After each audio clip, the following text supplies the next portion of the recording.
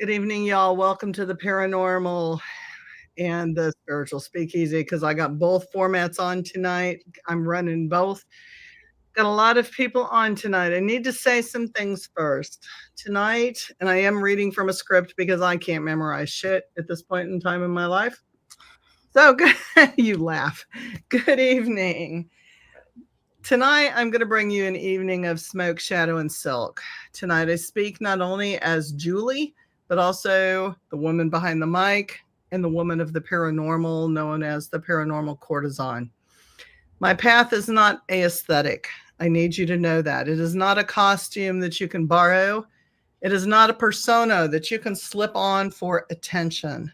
It is an inheritance carved in trauma, resurrection, and the spirits who walk with me. And I recently put together pieces of that identity to make it whole through rituals and language, shadow work, and artistic breath. Attempted by others who did not walk the fires that they were made in. Tonight, this is not a call out. I will not call names. Everybody in the paranormal side of this is watching knows that we have been through a lot of trauma together with other teams. I will not call out names. I do not need to. I will state that this is in Missouri. It is local. I will state that it's in Jefferson City in Columbia, Missouri. It is local. I will not state anything else because I do continue to work with people in both areas. This is not a call out. This is education. This is teaching. Because taking what is mine doesn't harm me. It harms the one who tries to become something they are not. It fractures them. It hollows them. It suffocates them under the weight of the path that was not chosen for them, and it rots them. Tonight, I stand to reclaim the truth of my identity and to teach the cost of imitation and to show why sin, silk, smoke are earned and not adopted. Welcome to the underworld of authenticity. Welcome to the house of the paranormal courtesan. Vanna, thank you for joining me. Vanna is one of my coven sisters who I love dearly. We're going to talk. Okay, I'm glad, and thank you again for having me. It's always an honor to be here with you. It's always fun, always fun. Welcome, listeners. So tonight, this is going to be about identity, authenticity, shadow, lineage, and consequences. And we got to do this in an hour because Brandon, my shaman, is following me at 7 p.m. So I have to, we got to get this in. We got to get it in. What do you have to say? Well, I'm not really for sure. I mean, I know that at least in the paranormal world, right? Mm-hmm. It's really easy for, I think, anybody to sit on their couch and turn on a TV channel. Oh my goodness, there she is. Oh, she's so beautiful. I just can't wait to meet her. Oh, you are such a lovely doll, dear. Hi, Zoe. Add a little humor to the show because it's going to get deep. I love it.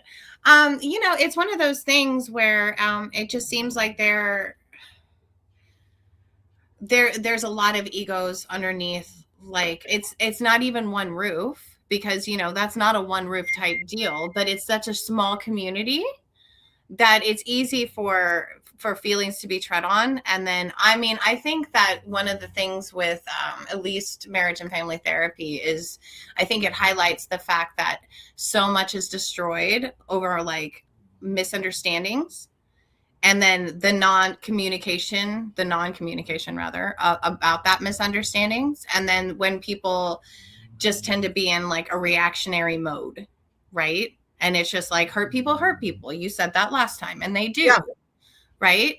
So I just become really curious to be okay, what is underneath this? Right. I see symptoms and then I want to know what the causes are. So I'm hey, what's up? Hey, there's Vinamora. Hello, dear. But that's just me being a dork and being a scientist. Right. Well, part of paranormal is to debunk, right? and that's why I have both sides on tonight. It doesn't matter the scientific method that's used for either one. Oh yeah, I don't care how you get to the We 7-Eleven. I just want to meet you there prove at the 6. truth with a T, capital Mhm. T. We For want to sure. prove the truth. For And sure. that's what it is. I think the bots just went away. We went from 35 to 9. Thank I you. didn't know. Wow, bots. Like, I mean, I am so like that's such a weird phenomenon to me. I'm from the 1900s, so I'm like, Right. They boost, and it was like a 35 viewers, huh? Wow, that's kind of funny. Like, I love that, but no, it's 9. Thank you. Well, I think we have to look at a lot of things. Like, I want to. Some people come from trauma. Some people come from death. Some people come from resurrection, entity work, demonology, closed practices. We all come to the circle for different reasons. Right. Lineages. And don't claim a lineage. And lying is lying. Don't claim a lineage that's not yours. Like, just don't, because the spirits are going to get you for that one. What I have survived, I survived. Somebody, Chrissy 12. So I'm not a bot. Vanna says I am. You are not a bot. If I'm seeing you now, you are not a bot. She isn't, but I love her dearly. Like, I come from lineage. And so for me to claim what I claim, I was initiated. I went through the process, and I have the right. I have earned the right to do the things that I have done. Mm-hmm. Other people that copy me have not earned that right. They've not been through the process that I've been through. And I don't perform as the courtesan. I have earned that right. You hear all my things have gone off like ding ding ding ding. I've got all my phones and all my things. So, like, don't copy. And whether it's through trauma or rebirth or whatever, you don't have the right to claim someone else's line and someone else's story. And I'm only talking about myself here. I'm not talking about anybody else, because it's not my story to tell. For sure. Well, I mean, I think a really good example of this that everybody can kind of like, for all the viewers and stuff, that can kind of get a concept of what you're describing in a nutshell. Like, if anybody's familiar with the Amber Heard, Johnny Depp trial, boy, if I could speak, life would be better, right? Don't shit on pillows. Anyway, the point is, right? But it's like, I think one of the things was about Amber, in addition to the fact we all learned throughout that process, she's really not a good actress, A. B, that like, the other aspect was like when she was talking about certain experiences she supposedly had with Mr. Depp, that she stole those stories, those trauma stories of actual physical and crazy abuse, and she just took it and she was like, well, I could use that story here. And, so, I mean, and I understand how that's like such a huge violation to somebody, because it's just like, not only is it like making you relive it, right? But that's a part of you, a very vulnerable part of you that is being exploited. So it's almost like being re-traumatized in like a whole brand new different way. And I think that that's one reason why Amber Heard really got under a lot of people's fucking skin. It's, excuse my language. Oh no, we have a fuck count. As a matter of fact, there's a person who does a fuck count for each of my podcasts. So you're good. Okay. Sorry about that. But yeah, no, don't be. Anyway. So it's just one of those things. And I mean, I try to be a very calm person, and I try not to come from a place where I'm reacting. But like, for someone who has had like my kind of a background, and for the types of things that I've been able to see, just in my own experiences happening in other people's life, and really truly understanding what this does to somebody and the things that happen because of those things, I'm very protective over my trauma people. Yeah. And I'm like, I don't want them to ever be exploited. It's hard enough to get people to understand what they're experiencing in the first place, right? So like when people try to like glom onto that and just kind of be like, oh, it's my own identity marker, because, but I have a kind of a problem with society right now in general right now. It's probably a Vanna thing. But it's just like, finding, a random like DSM-5 term and going, that's my identity. Do you know what I mean? I'm like, that's that. That's really troublesome to me. But, and I mean, and it's also a particular type of mindset that I'm really not oriented toward. I'm oriented toward growth. Yes. Growth models, post-traumatic growth, like those are my things. But I also understand how there are difficulties that may come across in other people's lives that they may never overcome, because it's not like, I think that with something like trauma, you can go into remission, but the tricky thing about it is you never know when it's going to come back up and rear its head. And that's why it's layered. Oh, it's for sure. So layered. So you may clear 6 layers and still have 10 to go. Oh, for sure. Yeah. It's an uphill process. It's ongoing. The work doesn't ever seem to stop. So, I mean, I can totally appreciate why it's just like when somebody takes like really special things about yourself that you're sharing with others that are your gifts, and they're misinterpreted and then almost like mocked. Yeah, because I see stealing as being not only mocking, but, and some people go, well, no, okay, so there's 2 sides to the coin. It's a 2-sided coin.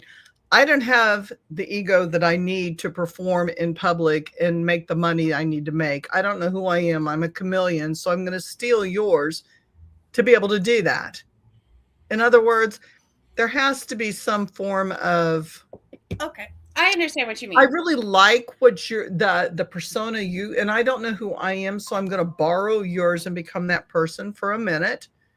But there's danger in that, because walking that path, if you're not authentic, will do damage. You haven't. For sure. But then there's also those people that steal because they're not making it on their own and they know who they are, so they take from other people to make. And I'm going to flash this really quick because, I do have ego. This, my friends, do it backwards. That is stealing. I have permission to speak on that. Anything woven in silk is stealing from my coven sister's path and my path. A direct stealing, a direct copyright, CC, whatever you want to call it, violation. It is registered with me. Well, I want to compliment you, first of all, on creating that that network of protection around you, like with being able to, like, I do copyright my work. I do trademark my things. And if you're not working in conjunction with me and giving me the credit where credit is due, then that is plagiarism, full on. I mean, that's, the college book, like textbook. Yes, it is. And there's legal ramifications for plagiarism, as well as metaphysical, esoteric, whatever you want to call it. And mind you, this is not a threat I would never threaten on my podcast that is not owned by me. But understand that when you cross certain spiritual lines that have certain spirit backings, there are lines that get crossed and things happen without even me calling for it. And you're playing in a very dangerous game with very dangerous people. That's true. See, the thing is about the magical community is just that, like, we don't all walk the same path. Again, what brings us to the circle isn't going to be the same story. None of us are going to have the same gifts. We're not going to be in the same age groups. There's going to be all sorts of like different like reasons why we're there.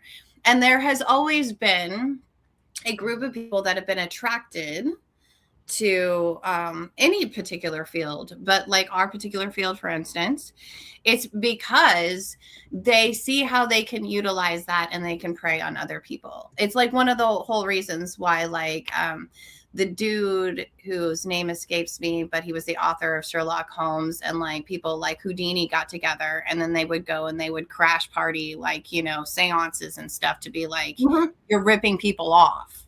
Right. Yeah. I mean, like, I have a family member that was a part of that circle with Houdini. So like for me to deviate from that would just kind of be spitting in their eye. And I don't do that to my family. Right. No, I just don't.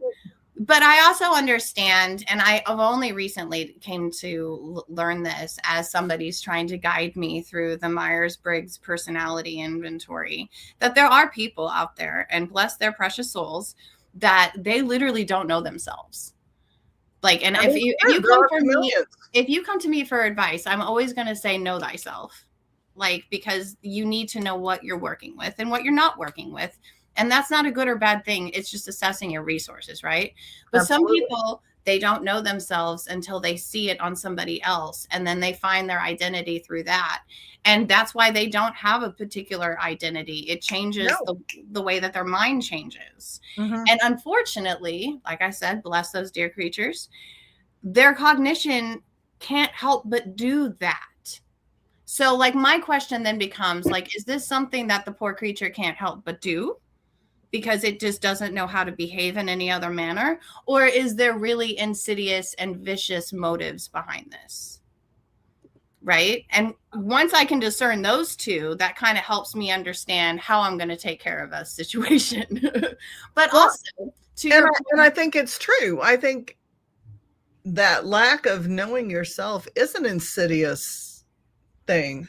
It causes a lot of insecurity, and it causes a lot of desperate, pathetic behavior, and it's petty, unfortunately. And I don't know. So, but back to your point, and that you had mentioned, I'm trying to remember. Darn it! There we go again. It's been a long night. There we go again. Smoking and drinking. Here we are at the Spiritual Speakeasy. Well, you know, people have asked, what does my agenda mean? What does my manifesto mean? And I'm in multiple organizations, and character is a big thing with several of them. And you know, I hate to say I'm watched, but I am watched because I am supposed to be learning and growing at a higher level. So I want to kind of quantify and qualify some words that I use in my text. Sin to me, I am not talking about the big sin in the Bible.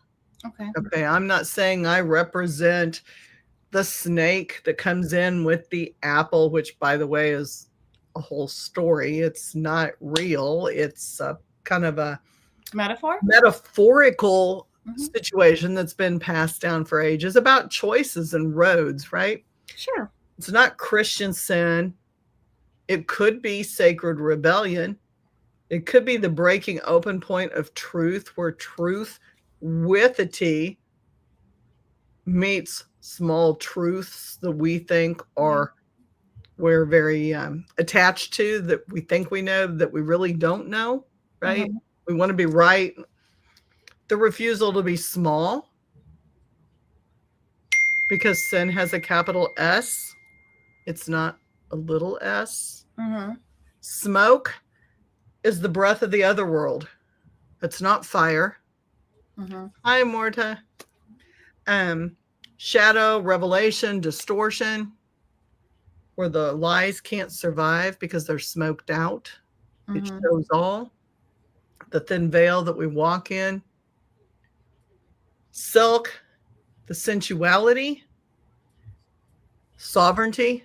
Ooh, sovereignty is a big one. That word's been stolen too and used in direct context to our rituals, which is a whole nother thing.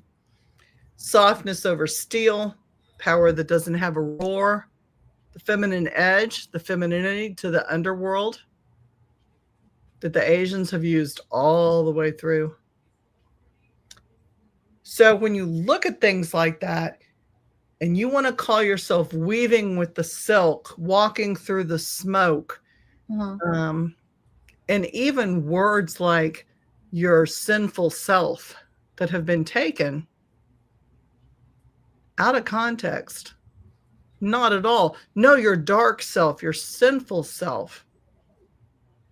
That's not at all what this is about. Mm-hmm. It's not. And there have been others attached to the spinning of the web and things like that. And that story is going to yet to be told. Nancy and Reb, hang on a second. We are smoking and drinking. Hey, Nancy, you're a normal buddy. We are drinking some kind of cherry stuff. I don't know. It's like a dessert thing Oh, nice. from Colorado and Manitou Springs. It's a small batch they make every year. It's amazing. Smoking, I don't smoke. I have allergies. I would like have to have an EpiPen. Let's see what else we got. Venom. It is the ultimate violation of spiritual integrity. Yeah. And I kind of want to go back to a point that you made. It came back to me. I remember now. Okay, so when you said what was it? You said that there are spiritual ramifications and there's fallout. I agree with that. And I kind of think back to, I refer to him as Uncle Al, but Aleister Crowley. And like, he was absolutely known for, among the initiates, for building traps into his work. Mm-hmm. So if you went in and you tried to monkey around with one of his books, you'd fall into, you know, a trap, really, and a pretty bad one too. So you can't just grab one of his things and then just go out there and do it. And you know what, to be perfectly fair, sometimes he couldn't either. You know, and Solomon couldn't either. And that was the big thing. Like, oh, shit. Sorry, my computer just jumped. Solomon, that's what Aleister Crowley's work was based on. Oops, sorry, I got a light behind me too. It's King Solomon. And if you do Solomonic magic, you know that he was felled by his own magic. Yeah. Isn't that what the Necronomicon? Oh my God. The Necronomicon, I mean, that's essentially what it's based off of, is it not? Was he not the mad Arab? Like, yeah. It's right there. I mean, it's so powerful, but I tell people all the time, be very careful what you summons, because your ego will tell you can contain it and you can't. Be very careful what you copy, because you may think that you can imitate aesthetics, and you can. Like my look, like, okay, look at me. Like, I don't look like my filters at all, right? I don't. I love my filters. If I could become my filter, there's a part of me that would become my filter, but I want to turn it on and turn it off, right? Sure. You have to be able to flip that switch and know when you're performing and when you're not. Mm-hmm. The problem with people who imitate is that they want, God damn that light behind me. They want to be able to be that person, to make money, for ego, to support their subconscious that they think is their subconscious, and it's really their ego.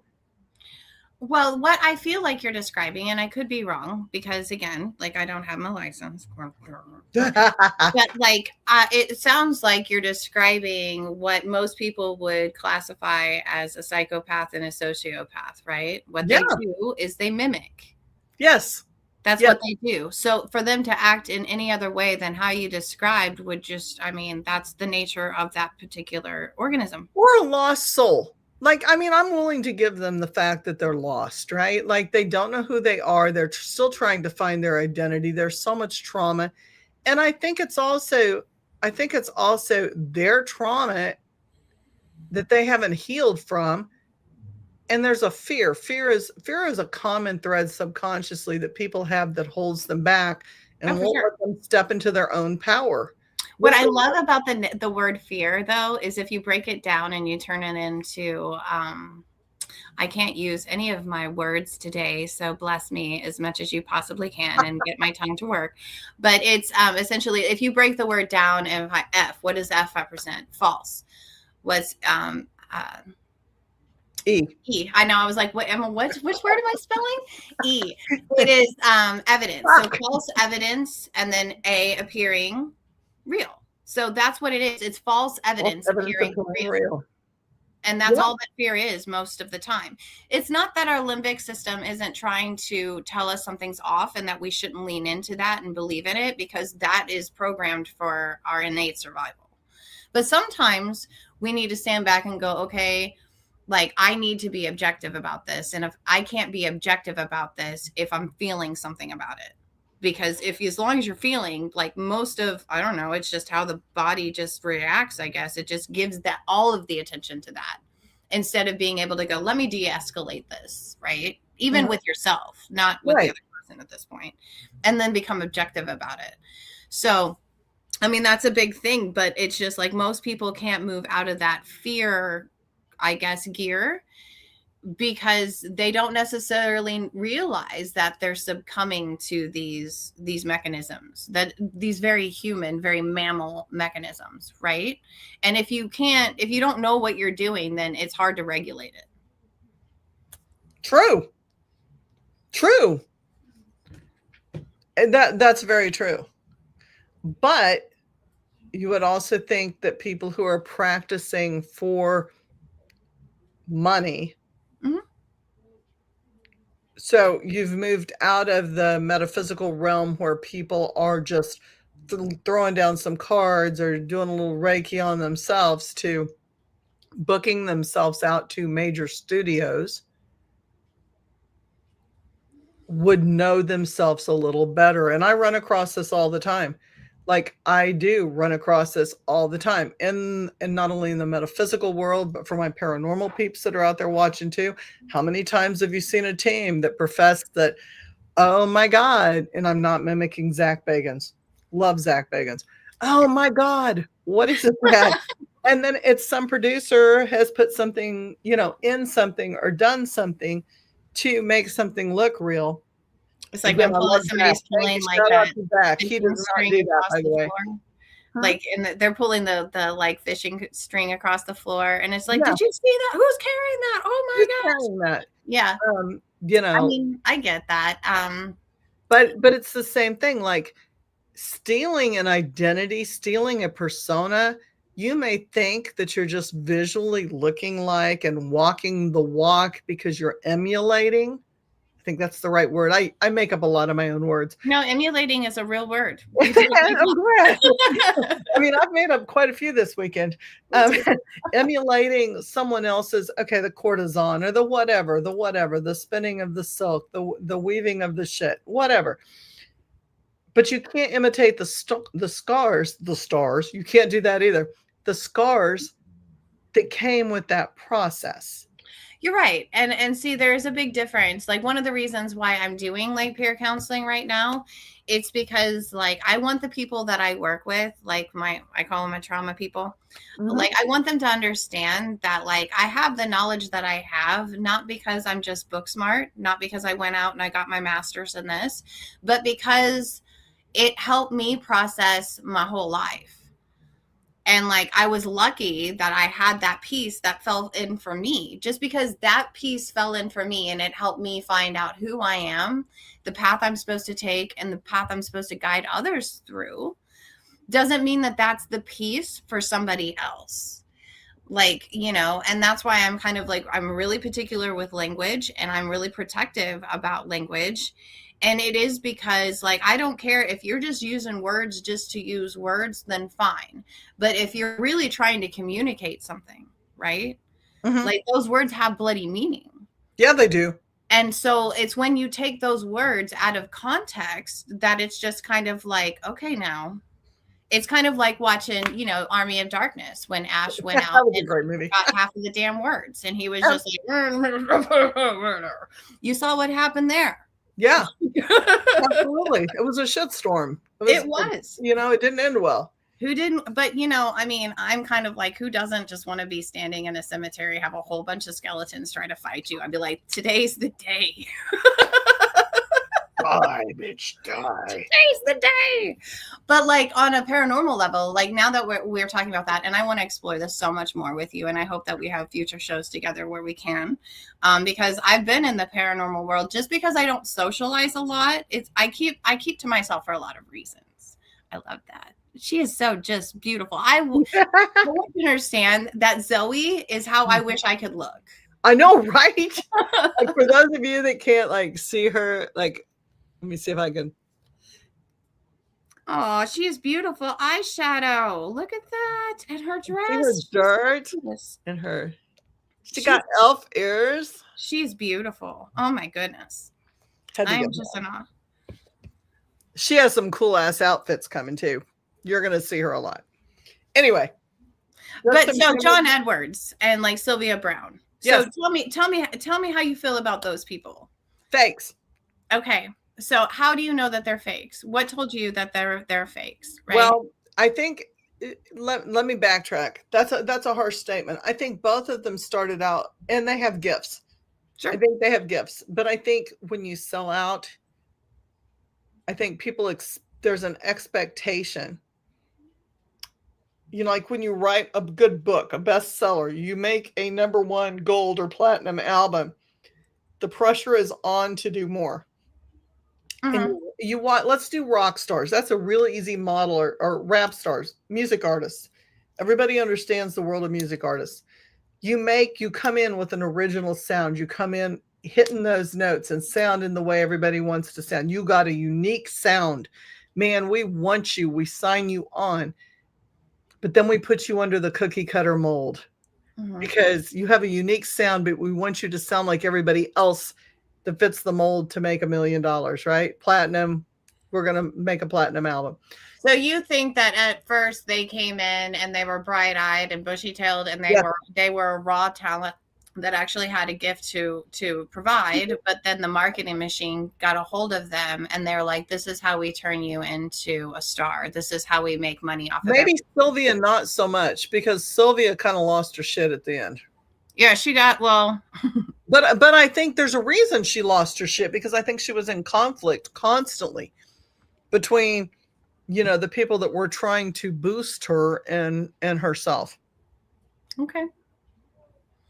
Well, I mean, I think it's really interesting because I went to a behavior panel conference. Like, I don't know if you know them. They're like on YouTube and stuff like that. They do body language analysis and things like that. And then Chase, who likes to work with hypnosis, picks somebody out of the crowd to be able to come up there and basically put on like a public display of hypnosis, right?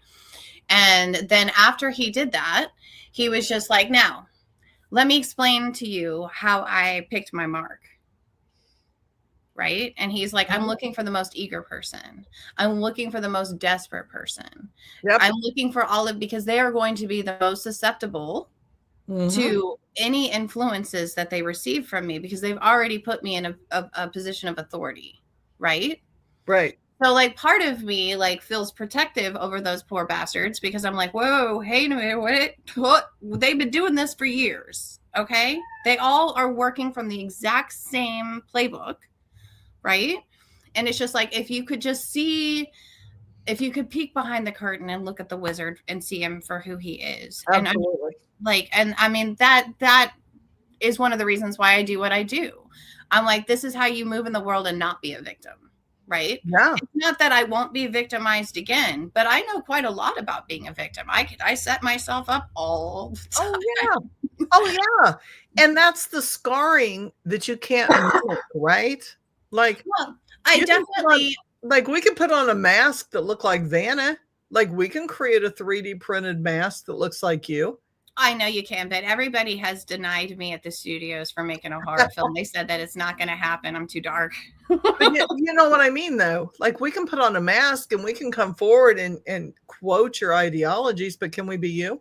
No, but like the particular ideologies that I have are meant to be replicated. I want them to be replicated. I want the whole world to become trauma informed. I want everybody to have that at their disposal, because it's hard as hell to work with people who are traumatized. Absolutely. And but there are certain aspects of your personality. I hope that somebody could replicate me. Well, see, I don't want my scars replicated. Like, I don't want you to go through the things that I've gone through to become me, because you have to go through your things to become you. Well, that's true. But I think that when I was writing my book, Marilyn Manson and Me, I found the common factors in humanity. I knew that my story, the traumas that have impacted me and shaped me and made me the person I am today, happen every single day. Yeah, they do. Absolutely, they do. And I'm not that's unfortunate, but it's true. It is true. Rebecca says, Pathological con artists and manipulators engage in pathological identity, theft, and erosion, attempting to gain attention they would otherwise lack by essentially becoming their victim. That's correct. It's some straight up single white female shit. Like, there's a movie that was made about this. Like, I mean, it's a great movie. It is a good movie. Very scary because it happens all the time.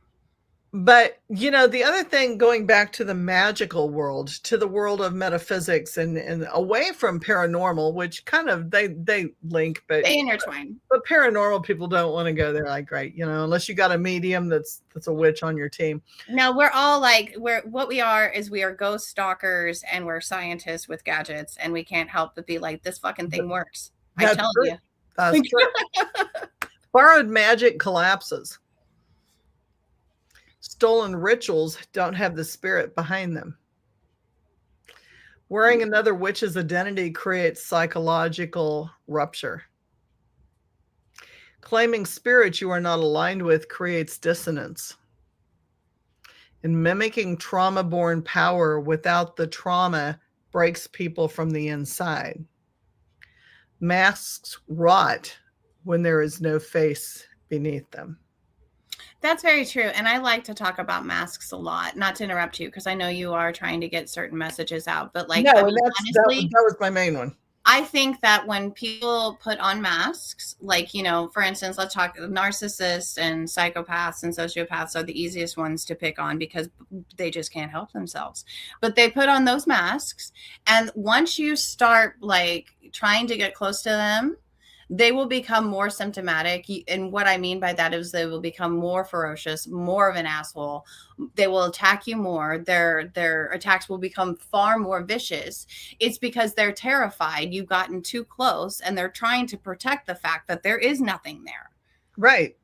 That's why they act the way they do when they do, as quickly and as ferociously. It's because it's a sheer act of desperation. You got to understand, those organisms, just like any other organism, myself included, we are designed for survival. Their survival mechanisms, their systems are completely counterproductive and even alien to our operating systems, right? Mm-hmm. So, of course, the mimicry is mimicry. And sometimes people can do it really good. Like, we have actors for that, right? Parasites. Yeah. But like, you know, if they know that they're going to be uncovered or they're going to be discovered, that's when it's on, because they're trying to fight for their survival. It's all gone. It's gone. My bottle is not in the room. I tried to order some sake the other night. I couldn't find any in this bloody place, so I didn't get any. But that's why we need to go and have some sake, because we do. Like, I'm craving it. I know. And we're talking about getting together in a couple days. Like, I think, or a couple days, like next, not this coming week, but the next week. I have a crazy calendar this next week. Like, I'm traveling to people doing QHHT. Okay. So, like, yeah. Good. So, and I'm doing paranormal investigations and some really cool shit that's going to come out live. Like, it's going to be really fun. I can't wait. This is going to be a great week. You're gonna see me like impaired in doing investigations. Like, it's gonna be an interesting gig. Like, we got some fun planned. You know, kind of like grade C horror movie shit. We're gonna play. Oh, I love it. I'm in. Just for fun, not because I would advise anybody to go out and do that kind of shit. But it's maybe with the disclaimer of this is not how you do it. Not in it. There will be lots of disclaimers on the event. So, you know, like, getting back, like, we've stayed on topic. We really have. We've done a really good job. When you steal an identity, you have to understand that you're stealing the backstory too. And you know, Venom has a backstory, and she'll make that known, you know, when she's ready. I have permission to talk about it, but at that same time, her facts are her facts, and her story is her story. Yeah, and it's her voice. She needs to. Yeah. It's hers, and it's hard. I can say with my own experience that when you are revealing those very vulnerable and intimate aspects of yourself, your experience, like, I mean, you're putting yourself in a very precarious position, but a necessary one. And when that does happen, like, it is stepping into and claiming your voice and screaming from the highest mountain and standing with the strongest resolve, you know. And I mean, that takes time. Like, one of the cool things about like working with you guys is that, you know, like, Venom understands how important it is to have that voice, right? She understands a lot of the things that go along with the true things that need to take place for somebody to heal. And, you know, like, and again, that's her voice, it's her story, and I want her to be able to speak it on her own. This is not the owner's story. I did not say a word. This is not the owner's story. This belongs to someone else. The one before that belonged to me.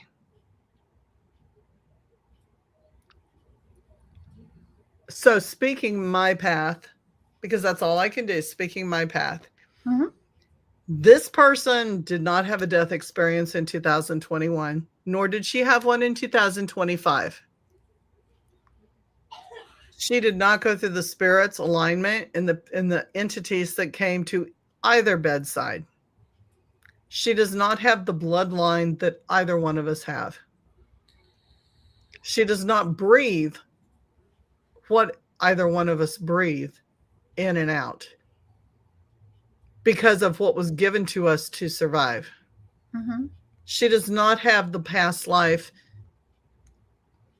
contracts and medicine line that both of us have. Multitasking. And she does not have the trauma carved wisdom. So my path and another's path fits because it broke us and it rebuilt us. Mm-hmm. And you can't steal what the underworld forged. You can emulate it all you want, but it is not authentic. It is not authentic, and you will rot beneath it by doing that. It will come down. The web will collapse. Mm-hmm. You will fall, and it will be made known. Just saying that. Just saying it. You know? Yeah, no, I saw what happened to Amber Heard. Yeah.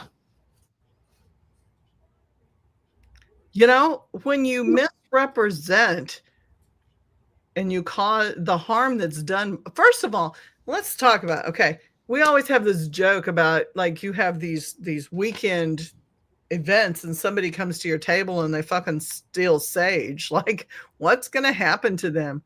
Well, to me, nothing, because obviously you needed some clearing in your life and you didn't think through that situation, right?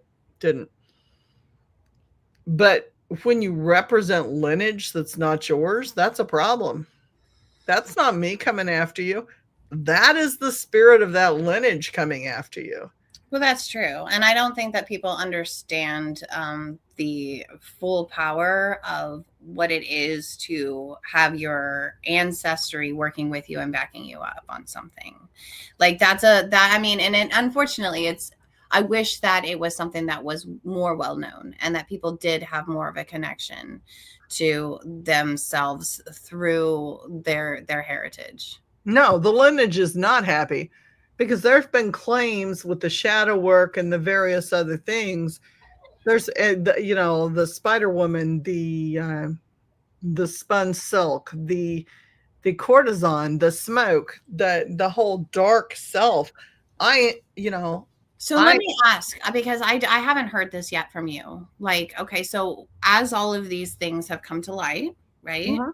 Like, and given what you know about just human constructs and motivations and mm-hmm. things like that, can you help me understand why somebody would choose those particular words that were very blatantly ripped off of from other people? And it's like a dollar store type ripoff. It's not even a good one. Right.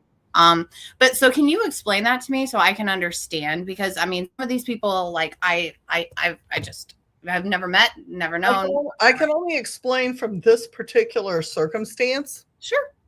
Because I mean, I could go into paranormal, but that is still an active suit. So I'm not going to go into paranormal. And we've had even more things come up. So yes, there are lawyers that have been brought into that as well. For those Okay. people that are wondering. So quit getting me shut down on Facebook. There you go.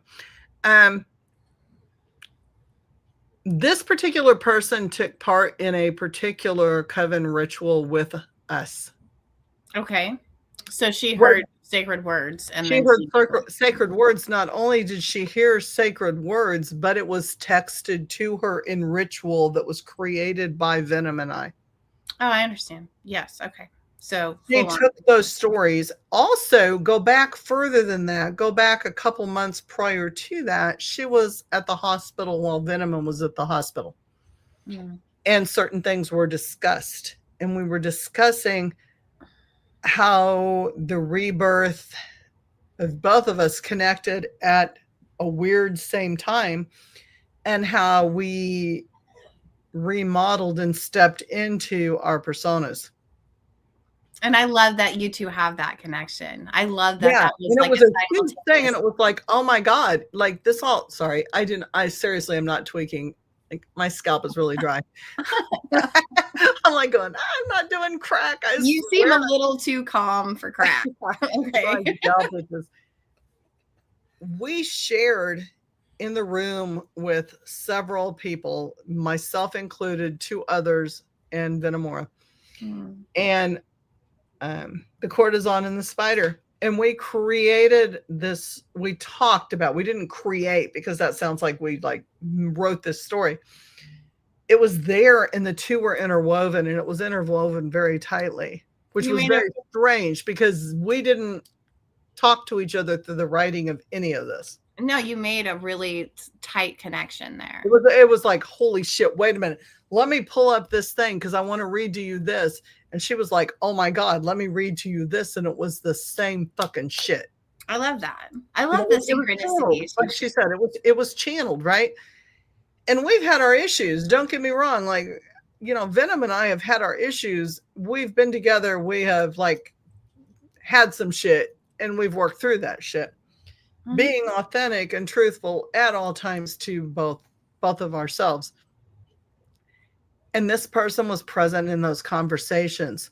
Mm-hmm. So the day that this person showed up at said gathering, there were concerns because the person was what I would call off. But the person seemed to gather their energy flow and do better towards the end of the day, and was allowed to come into the circle that we had talked about before. Okay. Like maybe that person's just having an off day. You know, there's things going on at home. They're not feeling well.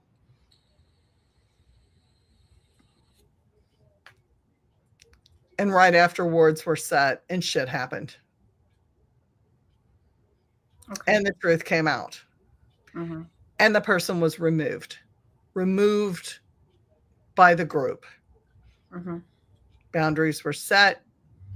And we assumed, I'm going to use the word assumed very lightly, that no further work at that point in time, besides cord cutting, was needed.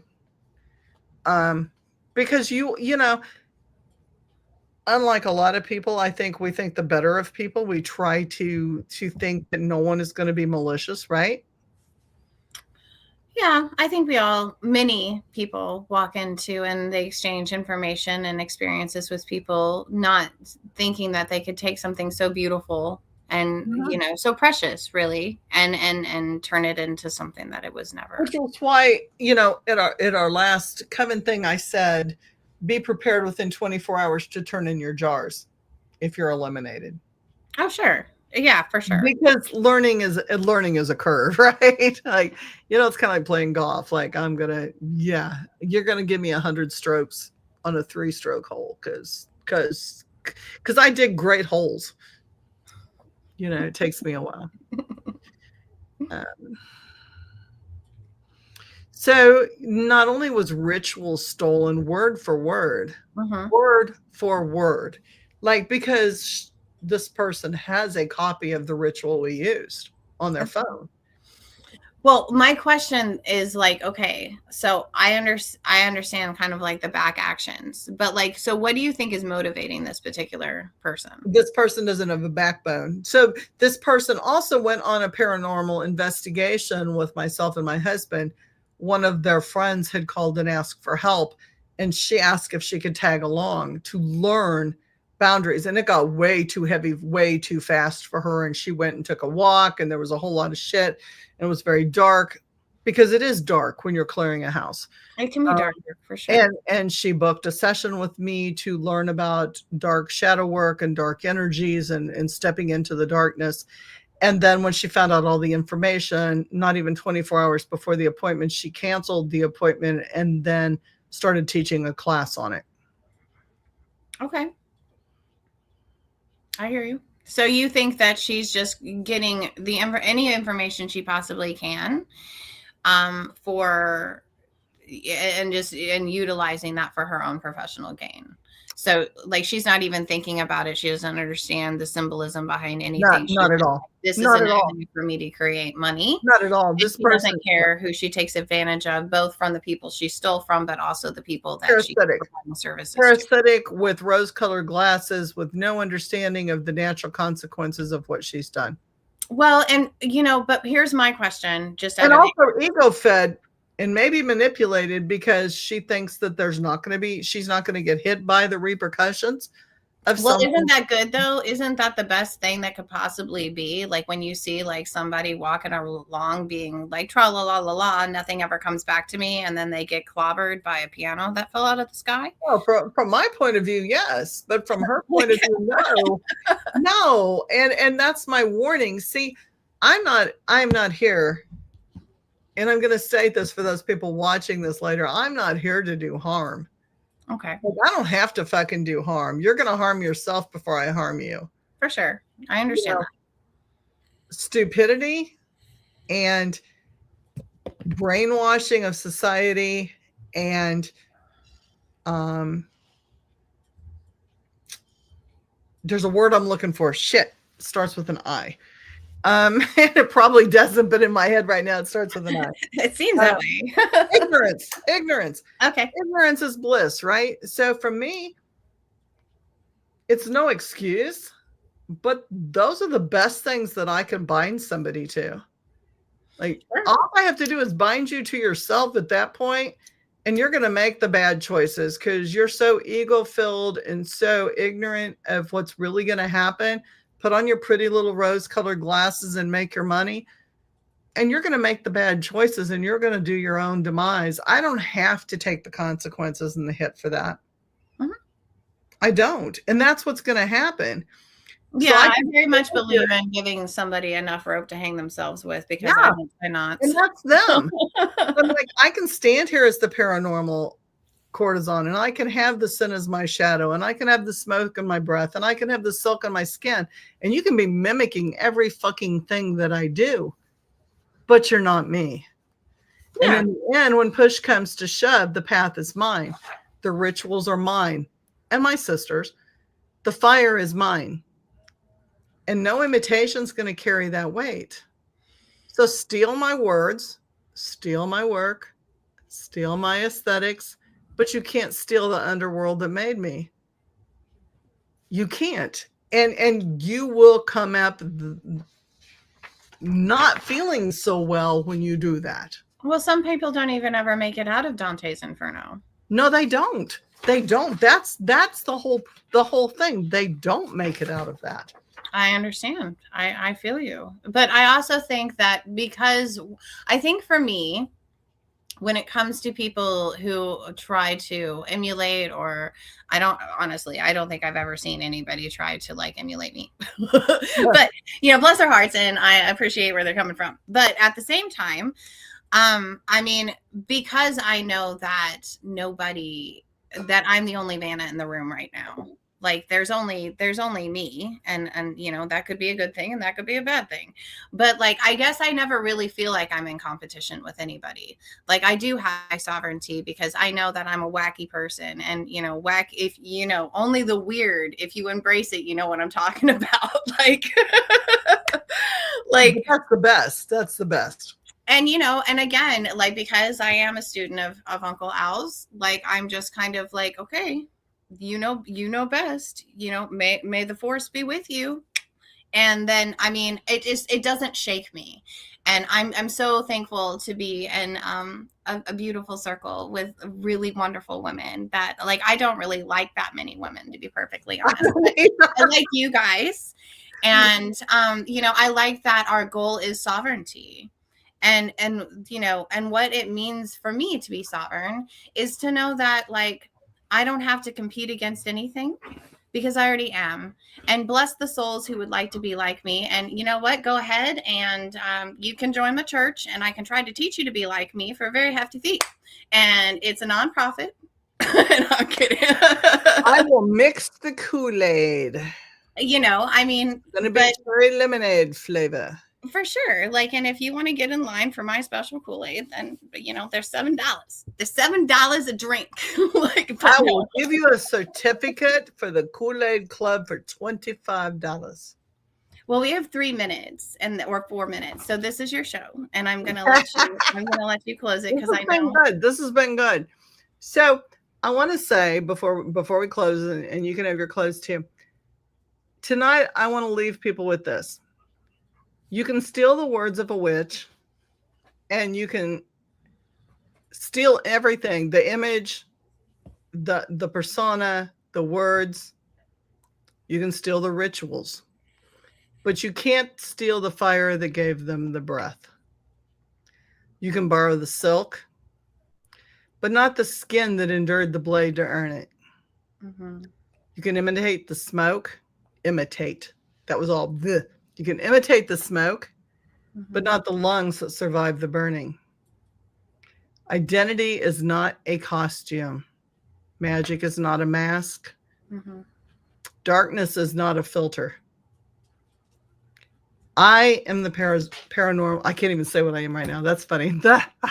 Hairball. I am the paranormal courtesan. That is my hashtag. Born in sin, raised in smoke, crowned in silk. My path is not performance. It is price, it is lineage, and it is blood. And those who take what they have not earned do not harm me. They unravel themselves. And I want to thank the people that have walked the line with me tonight, and Vanna, because she has been a huge part of this. It takes a lot to get on the stage and to make yourself known and to stand behind your words. Many people are not up to that task, and having a face to go with what they're saying. Venom, I've got, like, I'm trying to do comments and read too. It's knowing who you are. It is. Yes, that's what sovereignty is. It is. And we know who we are. And finding strength and that's accepting your all your strengths and all your flaws and getting them all to work together. That's what it is to be sovereign. It is sitting on the doorstep with your demon, smoking a cigar and having a shot and going, what the fuck? It was a bad day. Oh, for sure. I love those meetings. Those are my favorite. They don't like it when I show up, but yes. like, was your day worse than mine? Because mine would kind of sucked. Rebecca says the act of theft was driven by their inability to achieve material success through their own efforts, leading them to seize from who had achieved true success and possessed genuine integrity. Amen. Ashe. Ashe. Thank you tonight for walking with me. May your authenticity guard you and your shadow empower you. May your truth remain untouchable. And thank you to Venom and Rebecca and Vanna for being my sisters on this path. Thank you for standing behind us and being a part of us. Thank you for sharing the journey. And now my shaman master, Brandon, is coming on. Though I won't watch her show because I'm cooking ramen noodles and eggs. I'll watch it later. I promise you. Love to y'all tonight. Thank you all for watching. We're going to continue this. We got more. There's always more to talk about. We're going to get Venom on too. For sure. We are. We got to get her on. And Rebecca. Thank you guys so much. Watching the Spiritual Speakeasy, where the bar is always open and the spirits are always served. And for all my paranormal peeps, which have probably left this show because it was metaphysical, I love you all too. And we're going to investigate December 12th. And you're going to get to see us live on air. And it's going to be fucking awesome. Yeah, I love that. Hold on, I'm trying to do my jazz hands and nobody can see me. Thank you to KD and Katie Stafford, the mad scientist and Paranormal Task Force, and all my buddies out in the paranormal team. Hello, Paranormal Task Force. I haven't talked to you all in years, but I remember you. Hey, we got investigations coming up in March. We will post the links. KD and KD post the links. I don't know how. Love you. I'm doing good to monitor this shit. I am. Love to you guys tonight. Thank you so much. Good night. Bless y'all. Good night.